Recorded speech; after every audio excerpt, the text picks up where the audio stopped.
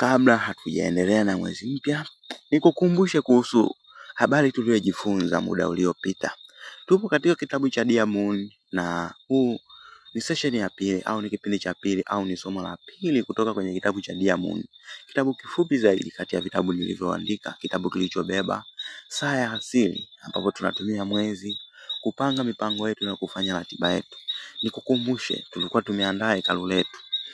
Huwezi ukadili na mambo ya uumbaji bila kujitambua wewe mwenyewe.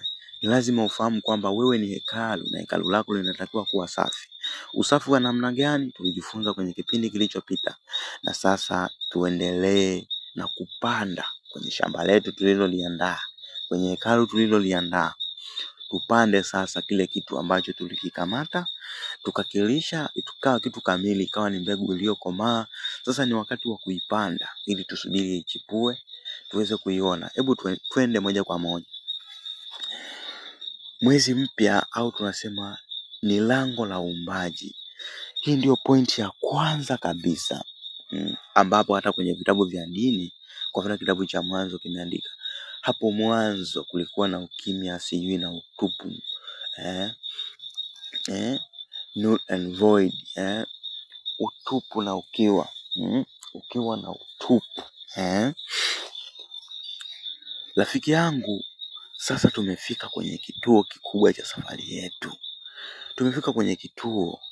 Baada ya kunasa lile wazo kama habari ya asili tulijifunza kwenye kipindi cha kwanza. Ilikuwa ni kipindi cha pili kile. Ni kipindi cha pili kilichopita, kwamba jinsi ya kunasa lile wazo ambalo linakuwa ni kama habari ya asili na kuliweka kwenye utulivu wa hekalu lako. Tulijifunza kuandaa hekalu ambalo linapokea wazo. Sasa ni wakati wa kuliingiza kwenye mzunguko wa ulimwengu. Ili uweze kuumba uhalisia wako, huwezi kufanya mambo kiholela. Ni lazima uandamane na saa ya asili. Na saa hiyo ya kwanza kabisa inaanza na kile tunachokiita mwezi mpya au lango la utupu. Utakuwa shahidi kama ulijifunza lile somo la mwezi jinsi nilivyoelezea kwa undani. Na kama hujajifunza, hebu rudia tena. Kurudia kitu ni kukisajili katika fahamu zako. Kama nilivyokwisha kuambieni, yowe moja halichanganyi, lakini yowe likifululiza ndio linaleta mtetemo linalokusudia. Ukilia sauti zile wanazolia watu msibani, unakuwa unaleta simanzi. Lakini ukipiga yowe la mara moja, mtu hawezi kupata simanzi. Lakini jinsi unavyofanya mfululizo ule wa kulia yowe hilo la msibani, basi unakuwa unamsisimua mtu huzuni. Vile vile sauti au yowe la tendo la ndoa moja haliwezi kumsisimua mtu, lakini akirudia kwa mfululizo, mtu ndo anasisimuka na kuanza kusema sasa hawa wananikela. Ndio faida ya kurudia kitu. Kurudia mara moja hakusisimui, hakutafanya kitu, lakini unaposoma mara kwa mara unakuwa unasajili hicho kitu ambacho unakiona ni kizuri kwenye ulimwengu wako. Kwa hiyo sasa tulikuwa tumejifunza kwamba mwezi unatupa wakati mzuri wa kuumba. Ni wakati ambao dunia inakuwa imetulia, haivutani tena na mwanzo. Nikakwambia kwamba mwanadamu ana kiwango kikubwa cha maji kwenye mwili wake. Kama ilivyo mwezi huwa unavuta na kupwa kwa maji ya bahari, hivyo ndio maji yako huwa yanaathirika na mwezi. Kwa kipindi cha new moon, kipindi ambacho mwezi upo giza, ni kipindi ambacho athari za mwezi zinakuwa hazijaelekezwa duniani. Maana dunia inakuwa na udhibiti na vitu vyake ikiwemo na wewe. Kwa maana unakuwa na utulivu, hisia zinakuwa sio za kupeperuka, inakuwa ni hisia za utulivu. Tulijifunza hivyo. Kwa hiyo giza la mwezi kuonekana giza au mwezi mpya tunasema ni ishara ya lango la uumbaji, kwamba unaweza ukaumba sasa bila purukushani, bila pilika, akili iliyotulia kabisa. nilikuwa nimeongea na habari ya mtu mwingine anaweza akaamka siku moja akaona akili yake imevurugana sana. Mtu mwingine anaweza akaamka siku ya pili akaona akili yake imetulia sana. Siku nyingine akaona yuko juu juu sana.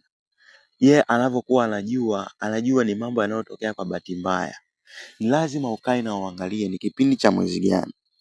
Je, ni waxing au ni waning au ni kituo kikuu cha mwezi ama first quarter au third quarter au ni full moon au ni new moon au ni safari ya mwezi unaelekea kwenye third quarter au unaelekea kwenye first quarter au unaelekea kwenye new moon. Lazima uangalie hisia zako za siku hiyo zimekuwaje.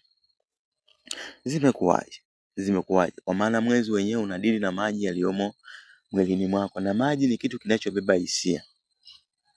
Kwa jinsi unavyovuta maji yanakuwa kama sasa hisia zako, mawazo yako ni kama yanapeperuka ni kama yamening'inia hayana nanga. Kwa hiyo sasa new moon ni wakati huu tulijifunza kwenye ile somo ambalo lilikuwa ni la moon peke yake. Watu wengi mtaani huogopa giza, wanadhani giza ni mahala pabaya, ni mahala pa mabaya na mahali ambapo mambo yamesimama, au wanajua kwamba ni mahali ambapo mambo yamesimama. Lakini mjenzi wa kweli au mwanafahamu wa kiroho, mwanafahamu wa fahamu za juu za kiroho, ambaye ndio mjenzi wa kweli, anajua kuwa giza ni mimba ya uumbaji, kama tulivyoangalia kwenye kitabu cha Uwezo Wako kwa Vitendo. Nilikuwa nimetoa rai mwanzoni kabisa nikasema masomo yanayokuja itakuwa ngumu kuelewa kama mtu, itakuwa ni mazuri of course, yeye mwenyewe ataona kabisa jinsi alivyo ni mazuri, lakini kiwango hicho anachoelewa uzuri huu atakuwa anaelewa kwa kiwango kidogo, tofauti na yule ambaye amesoma kitabu cha Mitetemo ya Kiroho na kitabu changu cha Uwezo Wako kwa Vitendo, vitabu ambavyo ukilinganisha maarifa vilivyo nayo na bei inayoiviuza sio gharama kubwa. Kwa mfano, kitabu cha Mitetemo ya Kiroho chenyewe kinauzwa shilingi 25,000, lakini matatizo kinayotatua ni matatizo mengi. Kitakuokolea vitu vingi, gharama za kwenda kwa mganga, gharama za visomo, gharama za kununua mbuzi wa kuchinja. Ni kitabu kinauzwa shilingi 25,000 tu. Utaratibu wa kupata kitabu sio kuuliza au kukaa kusema mimi nataka vitabu, hapana. Ni kuniambia nitumie namba ya malipo ili tuweze kuokoa muda.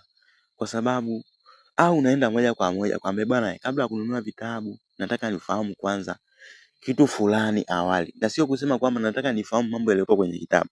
Of course kitabu kinakuwa ni kikubwa sana kwamba siwezi kukuelezea ndani ya dakika moja kwenye wakati tuna chat. Kwa hiyo lazima upiki sehemu ambayo unataka kuijua kamili ili niweze kukuambia habari hii imekaa na hivi na hivi kwenye kitabu ipo hivi na hivi. Hapo nakuwa nimekusaidia, na kama una roho ya kununua basi unaweza kununua. Sio kukaa unaniuliza nahitaji vitabu, nakwambia vitabu ni gai gani afu unapotea au kunipotezea muda. Kwani nakuwa nimekukosea nini hadi unipotezee muda kiwango hicho? Kwani mimi nakuwa nimekukosea nini? Nakuwa nimekukosea nini rafiki yangu? Unakuwa unaniambia nataka vitabu, badala ya kuniambia tu nitumie vitabu, nitumie namba ya kulipa nilipie nipate vitabu. Na kama uelewi unatakiwa kununua nini, unauliza moja kwa moja, sio kuniambia unataka vitabu afu kumbe una habari zako nyingine. Huku unakuwa ni kunipotezea muda, na sijui kama nakuwa nimekukosea nini hadi unipotezee muda wangu wa thamani. Kwa hiyo tunasema ukiwa mjenzi wa fahamu za juu za kiroho, unakuwa unatambua kuwa giza ni mimba ya uumbaji. Kila kitu kikubwa unachokiona duniani, kama nilivyokwisha kusema kwenye masomo yaliyopita, kitu chochote kikubwa unachokiona kwenye dunia hii, kitu chochote unachokiona duniani kilianza kama giza. Yani ilikuwa ni giza,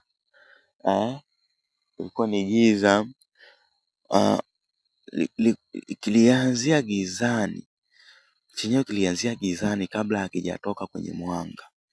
Mtoto anaanza gizani tumboni, mbegu inaanza gizani alizini, na wazo lako lazima lianze gizani. Na gizani wapi? Muda au kipindi cha giza au gizani gizani mwa mwezi mpya. Sasa hebu tuangalie asili ya lango la utupu. Hebu tuangalie asili yake. Mwezi mpya ni wakati ambapo mwezi unakuwa umefichwa kabisa.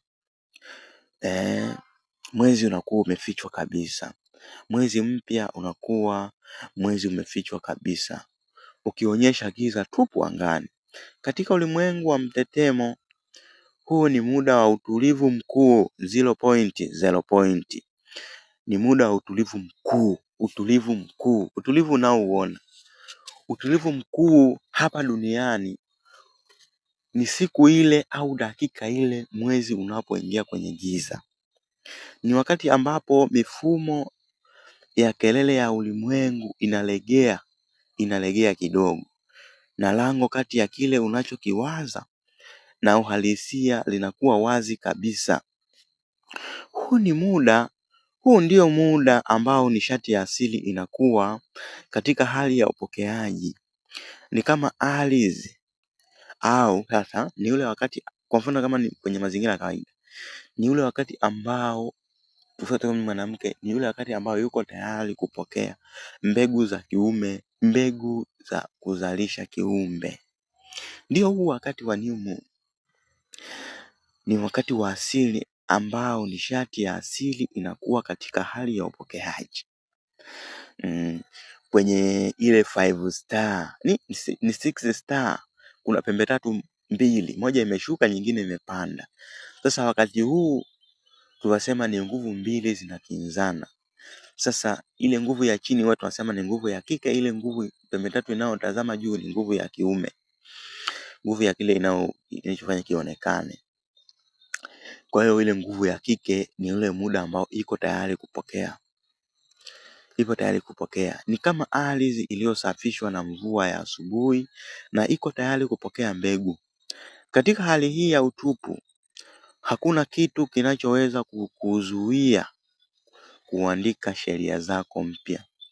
Hakuna kitu, labda ushindwe mwenyewe kutumia au kufaidika na utulivu huu au giza hili la new moon. Tafuta wakati, kama ni asubuhi, kama ni sana usifanye usiku ule wa giza totoro. Kama ni usiku basi ufanye usiku ule wa 11 asubuhi au mchana. Ni vizuri ukafanya mchana, inakuwa ni nzuri zaidi, la sio usiku ule wa manane. Katika hali ya utupu hakuna kitu kinachoweza kukuzuia kuandika sheria zako mpya. Ikiwa utauliza kwa nini ni lazima, unaweza ukauliza swali hii. Unaweza ukauliza swali au unaweza ukajiuliza sasa, kwa nini ni lazima ungoje mwezi mpya? Mimi naweza nikakujibu jibu rahisi sana, kwamba huwezi kupanda mbegu kwenye zoruba. Mwezi mpya ni utulivu ule unaokuja kabla ya uumbaji kuanza kupumua. Si unanielewa? Natamani uelewe jinsi ninavyoeleza mambo haya, uwe unapata ufunguo. Uwe unafunguka kile ninachokiongea hapa. Hiyo ndio asili ya lango la utupu. Hiyo ndio asili yake niliyokueleza hapa. Sasa tunawezaje kuliingiza wazo kwenye mimba ya asili? Rafiki yangu, kumbuka lile wazo lako ambalo sasa lina mifupa na utulivu wakati wa mwezi mpya. Kazi yako sio kufanya kazi kwa mikono. Kazi yako ni kuingia ndani ya hekalu lako na kuliunganisha wazo lako na giza la asili. Huu ni wakati wa utokezi. Unapokaa kwenye utulivu wa mwezi mpya, unachukua lile wazo lako na kulipandikiza kwenye ardhi ya asili ya ulimwengu. Hapo ndipo mbegu inapoanza kutoa mizizi. Kule gizani, kama ardhi zetu ukipanda ardhini, huwa inaanza na kutoa mzizi kuelekea chini. Watu hawaoni kinachotokea.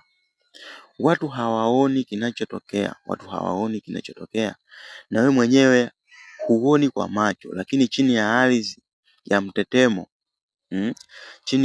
mtetemo, mbegu yako inaanza kuvimba. Bila hatua hii ya kuliweka wazo gizani mwa mwezi mpya, uumbaji wako utakuwa ni wa juu juu sana. Kama nilivyokuambia, hisia zikiwa juu juu, jambo lenyewe litakuwa ni jambo la juu juu. Kwa uumbaji wako utakuwa ni wa juu juu. Utakuwa ni wa juu juu tu na hautadumu. Unahitaji mizizi ya asili ili mti wako uweze kuhimili zoruba za mtaani na zoruba za hapo baadaye. Hebu sasa tuangalie itifaki ya kuumba kwenye giza. Kwenye giza hauumbi tu, kuna maelekezo yake. Ili uweze kutumia lango hili la mwezi mpya kwa usahihi, lazima uwe na nidhamu ya mjenzi. Lazima uwe na nidhamu ya mtu au mwanafunzi au mwanaufahamu wa fahamu za juu za kiroho. Yaani lazima uwe na nidhamu ya mjenzi. Siku ya mwezi mpya sio siku ya pilika, ni siku ya kurudi nyumbani. Yaani ndani yako, kwenye fikira zako. Kama ulikuwa huwezi kukaa na kutulia kujitafakari mwenyewe, ni siku ya kurudi kwenye ndani yako, kujiangalia, kufikiria kuhusiana na wewe. Sio siku ya pilika za kuleta zoruba. Sasa unatakiwa kufanya nini? Hiyo siku unatakiwa kuzima kelele za nje. Katika saa za usiku wa mwezi mpya, epuka kabisa kuangalia picha, movie yani, labda unaweza kuangalia movie kujichanganya vitu mbalimbali, mambo makolokolo kibao ya kuchanganya kichwa. Jiepushe kabisa. Kwa unaweza ukaanza kujiandaa hata kabla ya siku. Unajua kabisa kesho ni full moon, kesho ni new moon. Unaanza kujiandaa leo, unaanza kutoa pilika kwa sababu unaingia kwenye uumbaji. Siku ambayo huwa unapanga vitu vyako, siku ambayo huwa unaviwazia vitu vyako kwenye ulimwengu wa kiroho. Ambapo ili sheria ya asili au ulimwengu uweze kuvileta wenyewe kwenye macho ya nyama.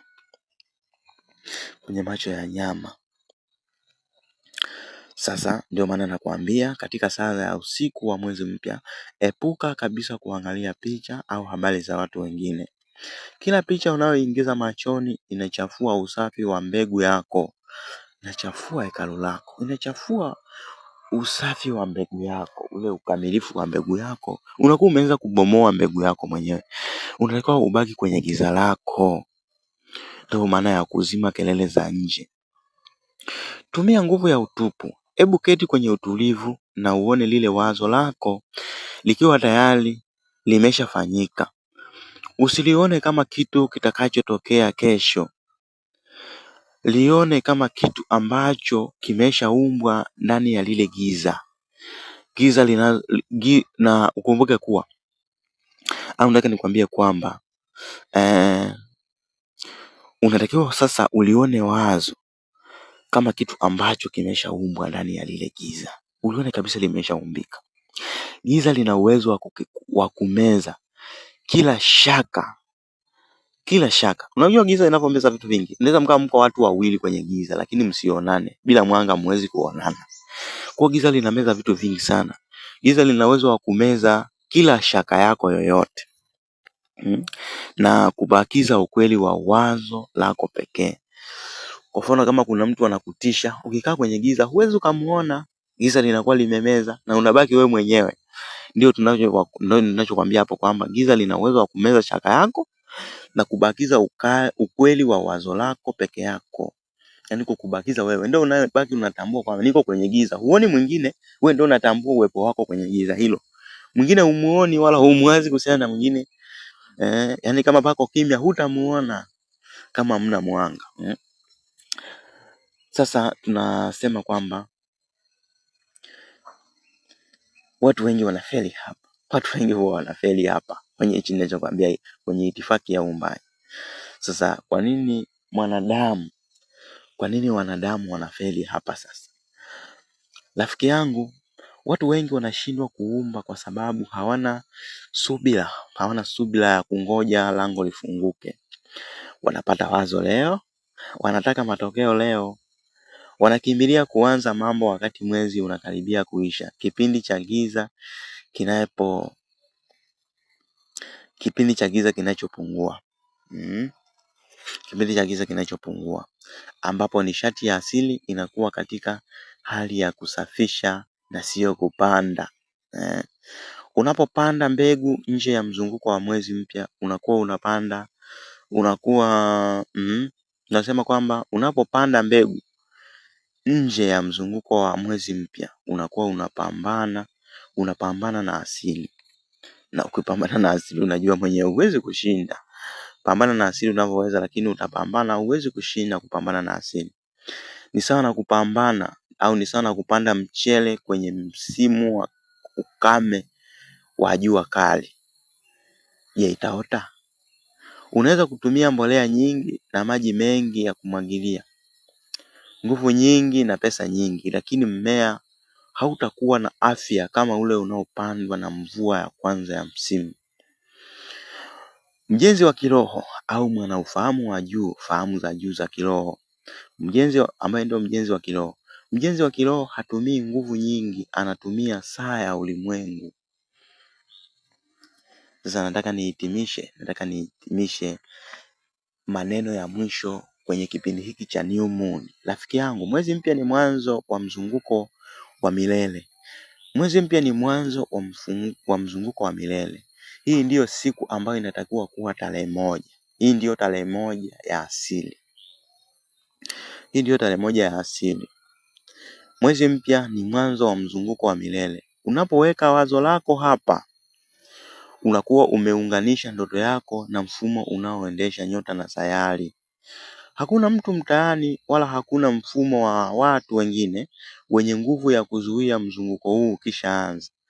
Ndio siku moja nilikuwa nakwambia hakuna mtu anayeweza kupingana na kitu ulichokipanda kwenye ulimwengu wako wa kiroho. Hata siku ukiwa umekufa, wewe tayari umeshapanda. Kitakuwa tu.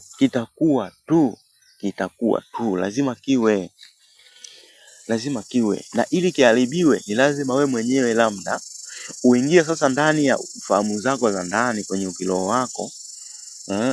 Lazima uingie kwenye ukiroho wako. Uingie kwenye ukiroho wako mwenyewe, uende ukakibomoe, ukiharibu. Hapo kitakuwa kimeharibika.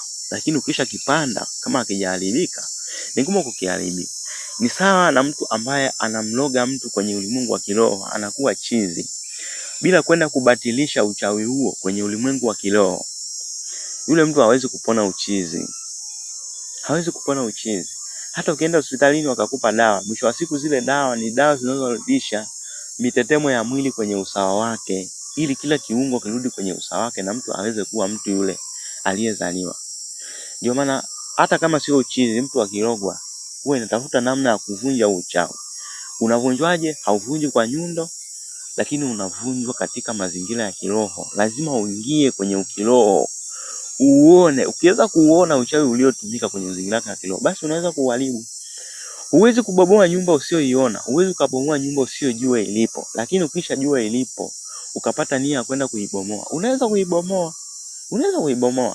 Japo utakutana wenyewe wenye nyumba, utapambana nao. Lazima upambane nao, uwashinde, ndio utaweza kubomoa ile nyumba. Kwa kitu kinachokuwa ni cha ajabu kwenye ulimwengu huu wa wanyama, huwa kipo kimejengwa kwenye ulimwengu usioonekana. Ndio ninachokuambia hapa. Hakuna mtu anayeweza kuzuia. Tunasema kwamba hakuna mtu mtaani wala hakuna mfumo wa watu wengine wenye nguvu ya kuzuia mzunguko huu kisha anza. Tuliza nafsi yako, furahia lile giza la asili. Jua kuwa ndani ya utulivu huo uumbaji wako unajengwa kwa ustadi. Mbegu umeshaitia ardhini kule, fikiria kwamba inavimba, inajiandaa, inachomoza mzizi wake kwenda chini kule ili uweze kupasua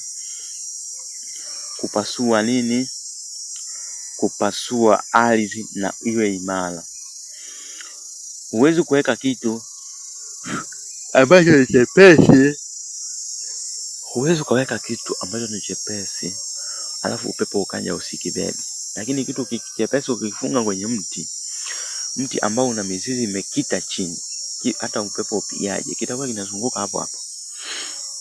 Ndio ninachokiongea.